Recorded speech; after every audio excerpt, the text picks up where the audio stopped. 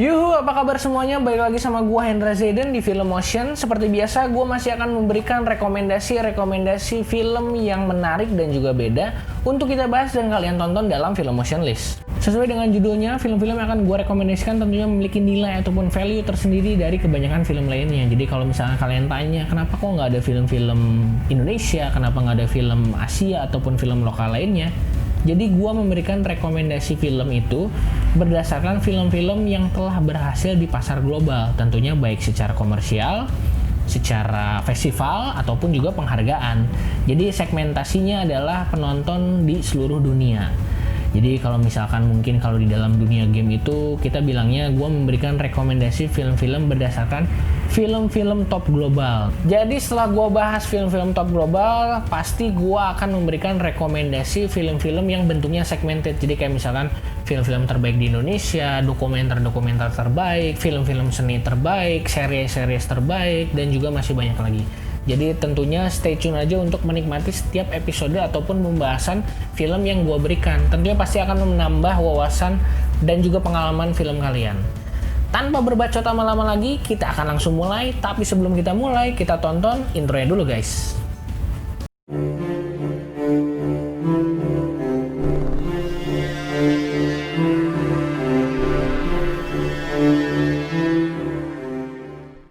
Film pertama adalah Life of Pi, film yang memenangkan 4 penghargaan dari 10 nominasi Oscar pada 2015. Tentang seorang anak muda bernama Pi atau Pi yang terjebak di dalam sebuah skoci kecil bersama seekor harimau bengal besar bernama Parker selama 227 hari terombang-ambing di tengah samudera laut.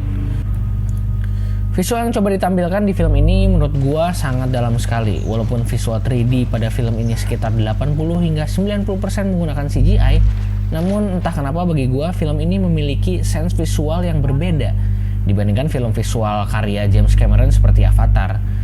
Terbukti sutradara Ang Lee cukup cerdas dan pintar untuk memanfaatkan 3D visualnya bukan untuk pamer atau sekedar gimmick atau mengikuti tren semata. Tapi dia membuat itu atau dia menggunakan itu untuk kebutuhan ceritanya, di mana visual 3D yang ditampilkan pada film ini seolah kita ikut terbawa atau terlibat ke dalam petualangan tokoh utama si Pi ini. Seolah bahkan setting, tempat, lokasi, dan kejadian yang terjadi pada film ini seperti kisah nyata yang benar-benar terjadi. Apalagi untuk visual 3D sang harimau yang sangat natural sekali sebagai sosok hewan buas yang tingkahnya dan juga gesturnya sangat detail dan natural. Jadi gue kasih apresiasi banget. Dari departemen skenario tidak perlu dilakukan lagi bahwa memang film ini diadaptasi dari novel fenomenal yang mendunia karya Ian Martell dengan judul yang sama yaitu Life of Pi atau Life of Pi. Walaupun gue belum pernah membaca novel yang sangat fenomenal tersebut, tapi lewat film ini, David Meiji gue rasa berhasil dengan sempurna mengadaptasi novel tersebut ke dalam sebuah naskah cerita yang apik dan luar biasa. Walaupun tokoh pada film ini merupakan pendatang baru dalam dunia film, tapi Surat Sharman menyuguhkan akting yang memuaskan dan hampir tidak ada celah. Mengingatkan gue dengan Tom Hanks di film Castaway yang dimana dia sendiri yang menggerakkan sepanjang film tersebut bersama dengan sebuah benda yang berbentuk seperti bola voli. Emosi yang naik turun dihantarkan dengan ekspresi yang meyakinkan dan menggugah hati tanpa terkesan berlebihan. Empati penonton pun dengan mudah tersemat kepada tokoh Pi ini, termasuk gue sendiri. Jadi buat gue, Life of Pi film dengan tema mainstream yang bertutur dengan cara anti mainstream. Film ini mampu menghadirkan esensi emosional yang ada tanpa kehilangan setiap esensi pada novelnya, dan memberikan pada kita semua sebuah pengalaman sinematik dan visual yang maha dahsyat. Bahkan tanpa perlu jajaran aktor yang sangat populer, film ini berhasil menghidupkan tema eksistensi Tuhan tanpa menggurui sama sekali, yang hadir dengan cara yang unik dan orisinal.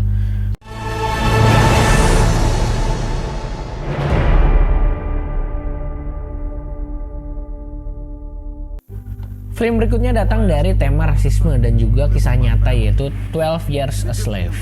Berlatar pada tahun 1841, menceritakan seorang tukang kayu sekaligus pemain biola berkulit hitam atau negro bernama Solomon Northup yang diculik dan hendak dijual ke tempat perbudakan di New Orleans. Dia diberi nama dan identitas baru sebagai seorang budak, yaitu bernama Plaid. Dari situlah ia melihat momen dan kejadian yang luar biasa tentang dunia perbudakan kepada orang-orang yang berkulit hitam dengan sangat kejam dan juga mengerikan. Memang tidak ada style khusus yang diperlihatkan oleh sang sutradara Steve McQueen di film ini. Namun gue rasa Steve McQueen mampu memperlihatkan situasi nyata dari fakta yang terjadi pada saat itu. Betapa kejinya dan juga kejamnya tragedi perbudakan di kala itu yang coba ditampilkan di film ini dengan visual yang sangat menawan, detail artistik mulai dari kostum dan set yang sangat luar biasa, membuat gue berpikir mungkin film ini layak masuk ke majalah National Geographic karena saking indah dan juga kerennya. Naskah cemerlang yang dibuat oleh John Riddle pun patut gue acungin jempol karena berhasil memberikan emosi yang nyata dan juga mengerikan. Bahkan sesekali gue pun memalingkan wajah karena gak tahan melihat betapa kejamnya penyiksaan atau perbudakan pada abad 19 itu. 12 Years a Slave juga memiliki ensemble cast yang luar biasa dengan penghargaan khusus yang luar biasa juga untuk Chiwetel Ejiofor, Lupita Nyong'o, dan juga Michael Fassbender. Film yang memenangkan 3 penghargaan dari 9 nominasi Oscar ini bukan film yang tidak mudah karena di dalamnya ada sejarah kelam yang nyata dan mungkin juga dilupakan oleh banyak orang sampai hari ini. I was a free man.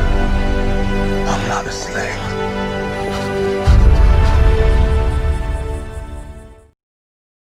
Kemudian film ketiga datang dari dunia jurnalis. Ini jadi salah satu film yang gue rekomendasikan bagi kalian yang masuk dalam jurusan komunikasi ataupun jurnalis, yaitu Spotlight tahun 2015. Film yang bercerita tentang kantor koran bernama The Boston Globe dalam menguak sebuah berita tentang pelecehan seksual. Film ini tidak menampilkan tentang pelecehan seksual, namun bagaimana cara jurnalis menguak kebenaran dari berita yang beredar tersebut dalam keadaan penurunan jumlah pembaca koran pada saat itu. Tom McCarthy yang duduk di bangku sutradara gua rasa mampu membawa kita untuk mengenal bagaimana dunia jurnalis ini dengan baik lewat film ini, yang tidak berfokus pada berita utamanya saja, melainkan perspektif pemberitaannya. Selain itu, cara penyajian film ini juga tidak sensasional, cukup sederhana, dan tujuan utama dari jurnalis tim Spotlight ini alih-alih untuk memberikan kebenaran yang tidak diketahui oleh banyak orang. Kekurangan film ini adalah mungkin agak sulit untuk mencerna di menit-menit pertamanya karena McCarthy langsung mengejut naskah garapannya sendiri langsung ke dalam tempo yang cukup cepat. Akan ada sebuah kebingungan tentang apa yang sebenarnya terjadi dengan begitu banyaknya karakter dan juga nama-nama tanpa wujud berseliweran di tengah 10 hingga 15 menit di awal. Sebelum akhirnya perlahan namun pasti semua menjadi jelas dan teratur.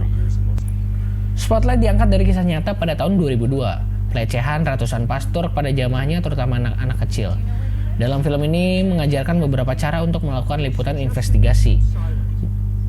Mulai dari mengajarkan bagaimana sopan santun seorang wartawan ketika korban dimintai kesaksian, seperti menyebutkan nama, dimintai keterangan atau penjelasan dan juga sebagainya. Dengan menunjukkan sisi skeptis, kemanusiaan, serta perjuangan dari tim Spotlight, film ini bisa dijadikan referensi atau menginspirasi bagi kalian para jurnalis. Dunia jurnalistik pun dijelaskan melalui cara kerja sistem dan data yang diperlihatkan dalam film ini. Mungkin ada kekurangan seperti pelanggaran kode etik di dalam film ini tersebut, namun bisa diambil dari sisi positifnya saja tentunya. Jadi bagi kalian yang ingin menonton Spotlight juga, mungkin bisa menambah wawasan kalian dalam dunia jurnalistik.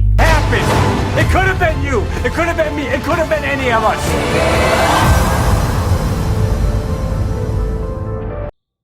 Berikutnya film yang membuat gue cukup haru bahkan meneteskan air mata ketika gue nonton film ini, yaitu Lion 2016. Bukan film animasi Lion King ya, tapi Lion 2016, film yang dibuat berdasarkan kisah nyata. Sudah banyak film-film bertema serupa yang mengangkat kisah kehidupan seseorang dan biasanya diadaptasi dari buku. Begitu juga dengan Lion, sebuah film drama yang diangkat dari buku tentang perjalanan seorang pria bernama Saru mencari ibunya yang terpisah sejak kecil. Tokoh Saru diperankan oleh Dev Patel yang didukung oleh berbagai bintang film terkenal seperti Rooney Mara, David Wegman, dan Nicole Kidman. Saat pemutaran perdananya di Toronto International Film, Lion mendapatkan apresiasi yang luar biasa dari para penontonnya. Sedari awal, Lion bukanlah film dengan plot yang rumit. Ceritanya lurus dengan flashback di sana-sini yang tidak membuat penonton bingung. Menariknya, naratif yang disuguhkan dalam film ini dikemas dengan suasana yang mengharukan. Berbagai adegan yang ditampilkan mampu membuat penonton meneteskan air mata dan juga tersenyum. Suasana mengharukan ini diperkuat oleh akting para pemain yang emosional sekali. Bahkan aktor kecil yang memerankan Saru dan juga Gudu, kakaknya Saru, menunjukkan betapa eratnya persaudaraan di antara mereka. Overall, Lion merupakan film drama yang menarik dan sangat menghibur. Belajar dari kisah ini, kita dapat mencoba untuk lebih menghargai dan juga menyayangi keluarga kita. Saru adalah salah satu bukti nyata bahwa teknologi dapat membantu kita di saat semuanya telah mustahil. Pertengahan pertama film ini membuat gue mengerti kenapa film ini pantas masuk ke dalam nominasi Best Picture Oscar pada tahun 2017. Visi sutradara Gareth Davis mengaum lantang dalam setiap frame bidikan kameranya tersebut. Sudut pandang bocah kecil itu tergambar dengan cukup manis dan juga haru. Didukung juga oleh sinematografi yang sungguh menawan, film ini sangat presisi untuk menetapkan timing kapan harus mengambil jarak, kapan harus memberikan nuansa sedih, kapan harus memberikan nuansa haru. Begitupun penempatan hal-hal kecil seperti burung yang terbang di ambang jendela menjadi sarana penghantar cerita yang sangat sederhana namun haru ini. Walaupun tidak memenangkan penghargaan dari 6 nominasi Oscar, bagi gue film ini sangat sensitif dan punya nilai humanity yang tinggi di kala isu-isu yang banyak hadir sekarang. Jadi kalian yang ingin menangis-nangis ria atau ingin lebih mensyukuri atas kehidupan yang sudah diberikan oleh orang tua kalian, gue rasa film ini mampu memberikan kebutuhan tersebut dan harus kalian tonton.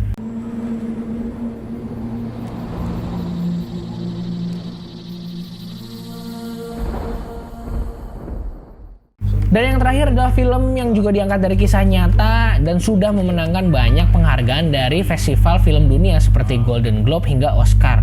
Yang bertemakan juga sama, yaitu rasisme tentang warna kulit. Ini dia Green Book pada tahun 2018. Mengisahkan seorang mantan penjaga klub malam bernama Tony Lip yang membutuhkan pekerjaan baru setelah tempat kerjanya direnovasi. Akhirnya Tony pun kemudian bertemu dengan seorang pianis jazz kelas dunia berkulit hitam bernama Don Shirley. Tony pun akhirnya diwawancara untuk menjadi sopir sekaligus bodyguard bagi Shirley yang melakukan tur konser musik di Manhattan hingga ke Deep South. Judul Green Book di sini mengarah pada buku hijau yang jadi panduan untuk para pelancong kulit hitam yang melakukan perjalanan mereka ke daerah-daerah yang penuh dengan rasis dan diskriminatif terhadap orang kulit hitam. Skenario film ini dibuat dengan begitu romantis sekali. Hubungan persahabatan yang terbentuk antara Don Shirley, seorang pianis kulit hitam kelas dunia, dengan Tony Lip, seorang penjaga klub malam sekaligus preman berkulit putih. Saat gue menonton film ini memberikan gue pengalaman dan referensi baru bahwa ternyata ada juga cerita tentang persahabatan yang terjadi antara orang kulit hitam dengan orang kulit putih di tengah zaman yang sangat rasis tersebut terjadi. Permainan tone warna dalam film ini bakal kalian rasakan sejak awal film ini dimulai. Pengalaman sinematik yang berusaha ditampilkan di film ini begitu manis dan hangat sekali. Selain visualnya yang indah, pemilihan latar musik juga terasa menarik dan juga menghibur. Karena seperti yang kalian tahu, film ini bercerita tentang seorang musisi, maka nggak heran jika pilihan latar musik cukup memberikan kesegaran kepada penontonnya. Jadi film ini sangat gue rekomendasikan bagi kalian juga yang ingin mencari film-film yang mengajarkan kalian tentang ketangguhan serta harga diri saat kalian coba direndahkan oleh banyak orang atau bahkan lingkungan kalian. You do. Only you can do that.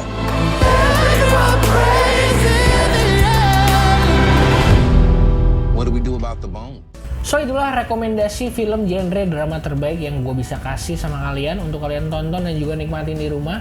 Menurut kalian di antara 5 rekomendasi tadi mana yang paling bagus? Atau kalian punya rekomendasi film drama kalian sendiri?